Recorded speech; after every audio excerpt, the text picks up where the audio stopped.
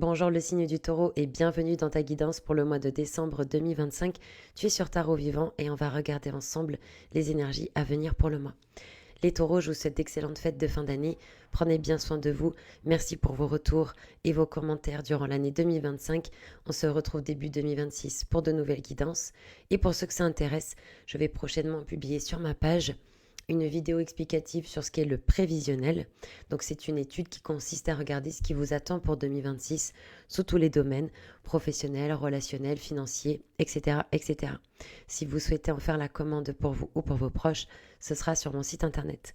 Les taureaux, on rentre dans votre guidance, on a en énergie le soleil à l'envers avec l'as de bâton à l'envers et la force. Donc, les taureaux, on vous sent toujours là, en cette fin d'année qui a été quand même assez éprouvante, assez intense, peut-être un peu fatigué là, les taureaux. C'est normal avec l'année qu'on a eue. As de bâton à l'envers, soleil à l'envers. Peut-être que vous tirez un peu sur la corde, peut-être un petit peu fatigué, un peu, voilà, physiquement, on accuse le coup pendant le mois de décembre, donc ça va être bien de vous faire du bien, de vous accompagner, de peut-être faire des soins. Ça peut aussi nous dire qu'il y en a qui, effectivement, ne lâchent pas le morceau et qui travaillent sur des projets professionnels qui sont très importants pour eux.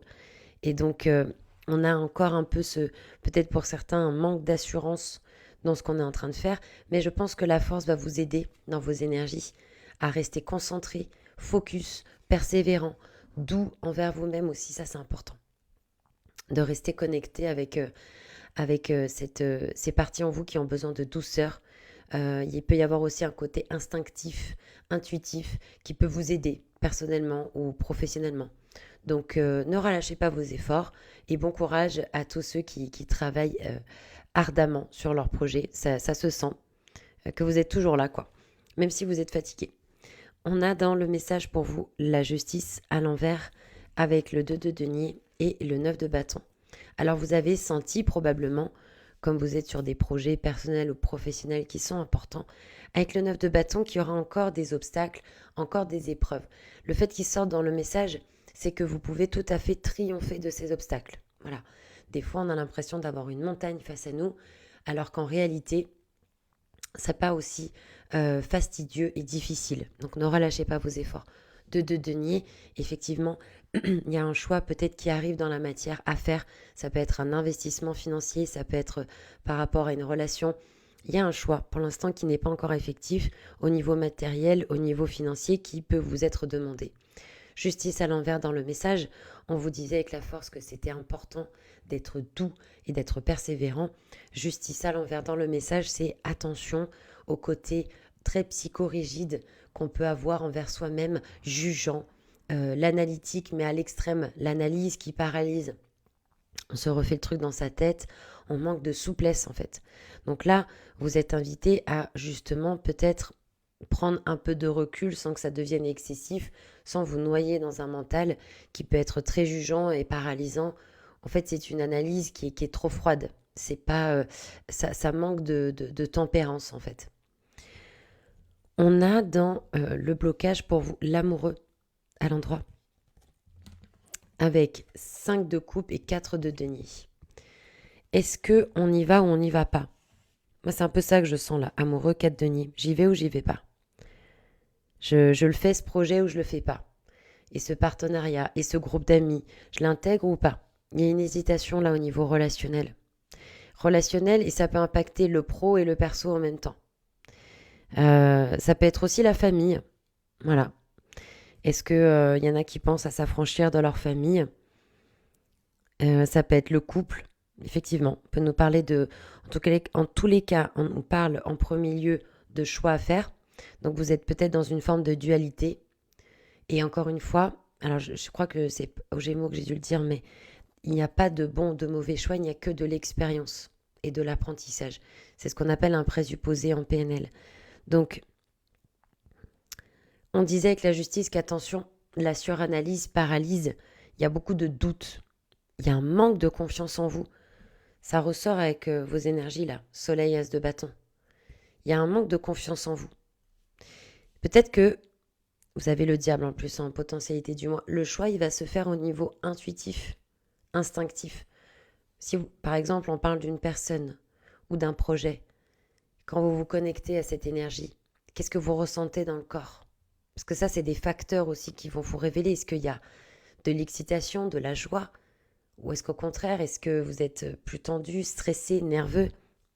Il y a une hésitation à s'investir là, au niveau professionnel, relationnel ou personnel. 5 de coupe, il y a des deuils qui ne sont pas faits. S'il y en a qui pensent à se mettre en couple, ils peuvent avoir l'impression qu'en fait, ils sont toujours amoureux d'une personne de leur passé ou d'une personne qui est dans l'entourage.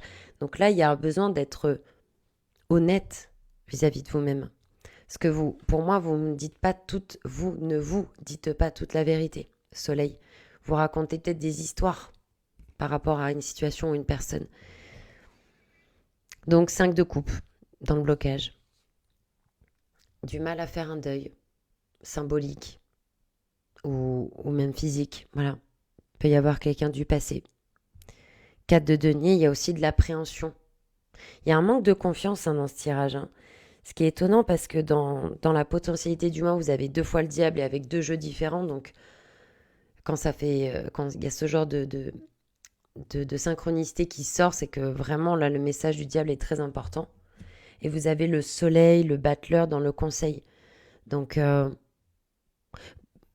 c'est vrai que c'est toujours plus facile à dire de l'extérieur parce que je ne vis pas votre situation et c'est une guidance générale, mais il y a l'impression pour certains gémeaux certains taureaux, pardon, qu'on voit pas la réalité telle qu'elle est. Comme si on grossissait le truc avec des peurs, avec des appréhensions et que c'est pas forcément ce qui se passe. On a potentialité du mois 2 fois le diable.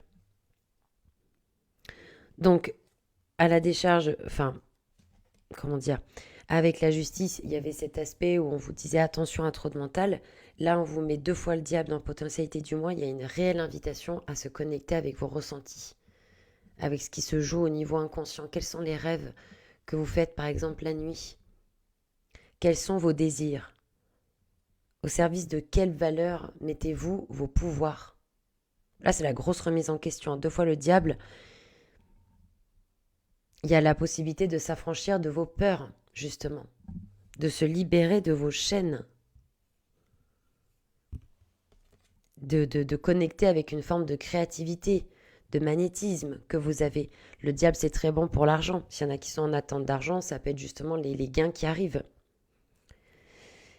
Il y a peut-être aussi une forte énergie Kundalini, une forte énergie vitale. Il y en a peut-être qui auront beaucoup de libido aussi pendant le mois, qui est reliée à une forme de créativité. C'est l'énergie de la vie. Donc, on vous propose aussi de jouer avec la matière. D'oser, de peut-être prendre des risques, de vous affranchir. D'oser être le nouveau vous. De sortir de pensées, de croyances limitantes que vous aviez. Faites peau neuve là en fait. Il y a une guérison du cœur aussi qui est en train de se faire. Peut-être qu'il y en a qui essuient une infidélité, une séparation, quelque chose de difficile au niveau relationnel. Alors je vais dire quelque chose qui va peut-être vous heurter, mais c'est pas le but. Mais si quelqu'un vous a trahi, est-ce que vous ne vous êtes pas trahi d'abord vous-même? Parce que par exemple, quelqu'un vous trahit et vous aviez eu l'intuition que cette personne pouvait le faire, mais vous avez quand même pris le risque. Donc en fait, et c'est pas pour accuser ou quoi que ce soit, c'est juste pour vous dire que là, on vous propose une prise de conscience, un nouveau départ, pour peut-être écrire sur une feuille blanche au présent de l'indicatif ce que vous souhaitez, ce que vous voulez vivre pour 2026 et à tous les niveaux. Et si vous pouviez tout recommencer, quels seraient vos critères, vos standards? Quelles sont vos résolutions pour 2026? Et si vous pouviez avoir du pouvoir dans la matière, ça ressemblerait à quoi? Et là, pour moi, on vous invite à vous affranchir de tout ce qui vous a pesé, de tout ce qui vous a mis dans une forme d'asservissement, comme si maintenant, plus personne ne pourra vous contrôler ou vous manipuler parce que c'est fini ça. On met un terme au comportement toxique envers soi-même et envers les autres. Je ne sais pas à qui ça parlera, mais bon. Merci pour vos retours en commentaire. L'as de coupe, il y a une guérison qui va se faire, qui est en train de se faire. Ça peut vous faire du bien de vous parler, de vous réconsoler, réconforter et de vous consoler. On a la lune à l'envers dans le conseil avec le battleur et le soleil. Donc, dans la lune, il y a une invitation à aller justement mettre de la conscience, parce que dans les cartes, la conscience est en haut et l'inconscient en bas. On vous propose de mettre de la conscience dans vos émotions. Là où on voyait que dans le message, il y avait de la fuite avec la justice à l'envers. Là, on vous invite à comprendre pourquoi vos émotions peuvent éteindre le feu. Pourquoi vous êtes fatigué. Dans quoi vous mettez vos énergies et qui peuvent vous desservir, par exemple, dans des habitudes ou dans des relations, dans des activités, dans des façons de penser. Là, on vous propose de faire le point sur vos émotions. Qu'est-ce qui se joue en vous? Ça va pas forcément être toujours très agréable, mais ça vous aide à vous reconnecter à une forme d'intuition qu'on vous a largement proposée avec le diable, pour prendre peut-être du recul. Je dis ça parce qu'il y a beaucoup de taureaux nés en avril, donc qui sont marqués par l'empereur en nature profonde, un côté très cartésien, logique, rationnel, il faut, je dois, etc., etc., sans vouloir faire de généralité. Donc là, on vous propose quelque chose de plus souple, quelque chose de plus doux, pour vous accompagner dans ce processus de transformation et de guérison que vous êtes en train de faire.